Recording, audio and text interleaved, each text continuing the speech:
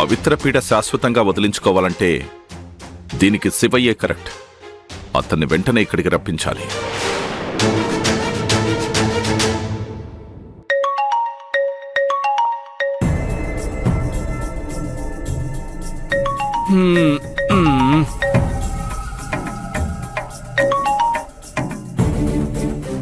వీడేంటి ఫోన్ తీయటం లేదు?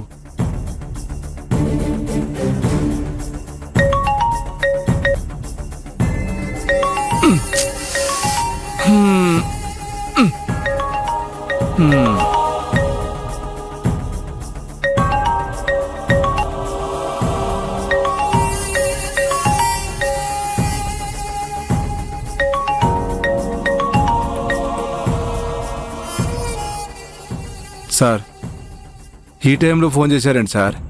శివయ్య, నువ్వు పవిత్రని ముంబై తీసుకెళ్లడానికి నీకు అద్భుతమైన అవకాశం వచ్చింది. ఏంటి సార్ అది? చెప్పే జాగ్రత్తగా విను. చెప్పండి సార్.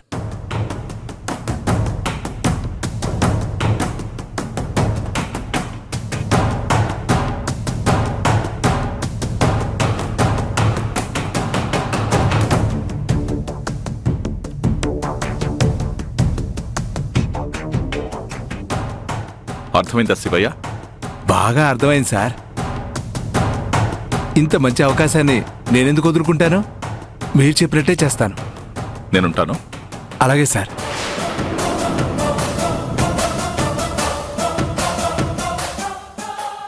పవిత్ర, నీ పీడ వదిలించుకోవడానికి నీకన్ని వైపుల నుంచి ఉచ్చు బిగిస్తున్నాను. ఈ దెబ్బతో నువ్వు వెళ్తే శివయ్యతో ముంబై వెళ్ళాలి, లేదా మీ మావగారు చక్రవర్తి చేసే హడావుడికి స్ట్రెస్ భరించలేక ప్రాణాలొదిలి పైలోకాలకు వెళ్ళాలి.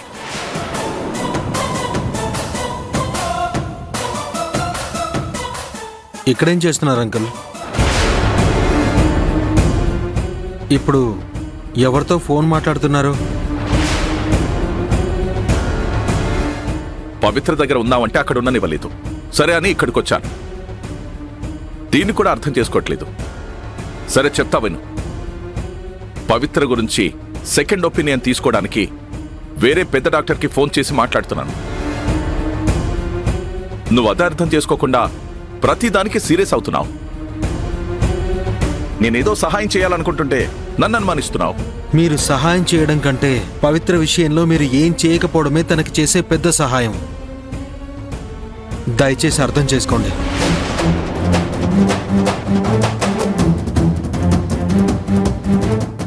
అది నువ్విప్పుడు పవిత్ర గురించి నన్ను నిలదీస్తున్నావు. రేపు అదే పవిత్ర కోసం నా కూతుర్ని ఇగ్నోర్ చేస్తావు. కాబట్టి నేను పవిత్రని అడ్డు తొలగించుకోవాలనుకోవడం ఏమాత్రం తప్పు కాదు.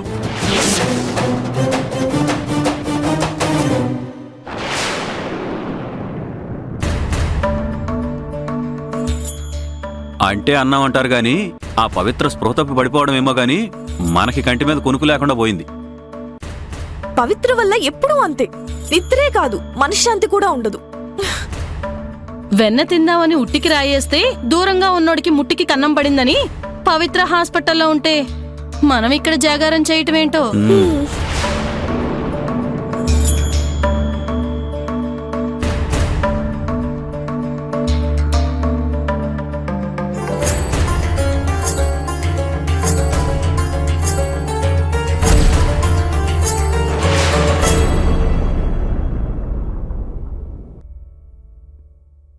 నాన్నా,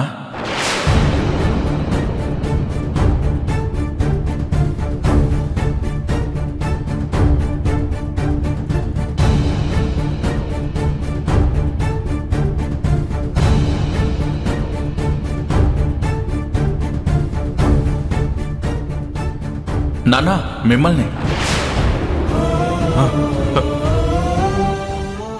అరవింద్, ఎక్కడున్నావురా? నువ్వేనా నన్ను పిలిచింది? నేనే నాన్నా. ఎక్కడున్నావు అరవింద్? నీ నీ మాట వినిపిస్తుంది.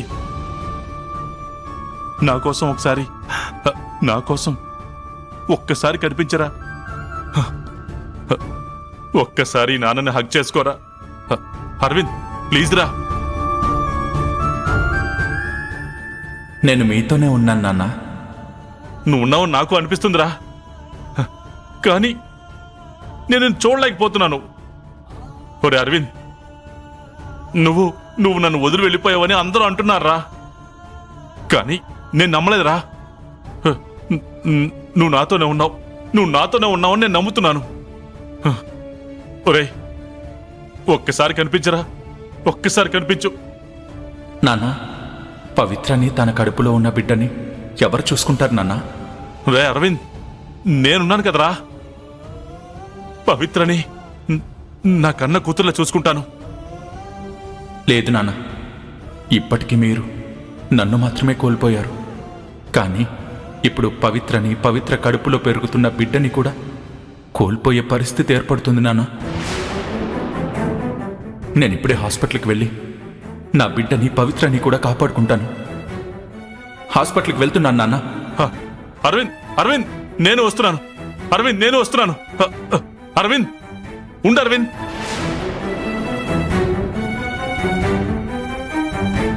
అరవింద్, ఆగు. అరవింద్, బావ వాయిస్ లాగుందే. అరవింద్ ఉండు. అరవింద్, నాన్నేంటి అరవింద్ అని పిలుస్తున్నారు? అరవింద్ నేను వస్తున్నాను. ఉండు అరవింద్. అరవింద్, ఆ. అరవింద్, బావగారు ఏమైంది బావగారు? అరవింద్ అన్నయ్యమ్మా, అడుగు వెళ్ళిపోతున్నాడు. నువ్వైనా ఆగమని చెప్పమ్మా. అదిగో అరవింద్, ప్లీజ్ చెప్పమ్మా. అరవింద్ అన్నయ్య వెళ్ళిపోవడం ఏంటి నాన్న? అవునమ్మా, నా దగ్గరికి వచ్చాడు, నాతో మాట్లాడాడు. పవిత్ర కోసం హాస్పిటల్కి వెళ్తున్నానని చెప్పాడు. అందుకే నేను వెళ్తున్నాను. అరవింద్ ఆగు. నాన్న, బావగారు ఏంటి మీరేదో టెన్షన్ లో ఉన్నారు. ఇప్పుడు అలాగే అనిపిస్తుంది. మీరు రండి. లేదు ఫణీంద్ర, అయ్యో ఇప్పుడే నాతో అరవింద్ మాట్లాడాడు. అదిగో వెళ్ళిపోతున్నాడు. ఆపండి వాణ్ణి. అలాంటిదేం లేదు బావగారు. నా మాట అలాంటిదేం వినండి. లేదన్నయ్య. ముందు అన్నయ్యని తీసుకెళ్లి కూర్చోబెట్టండి. నేను వాటర్ అరవింద్, తీసుకొస్తాను. రండి బావగారు, మీరండి. రండి నాన్న, కూర్చోండి బావగారు, కూర్చోండి. కూర్చోండి. అరవింద్ కూర్చోండి కూర్చో బావగారు, నాన్న. కూర్చోండి. నాన్న ఏం కాదు నాన్న, మీరు టెన్షన్ పడకండి. వాటర్ తాగండి అన్నయ్య. తాగండి.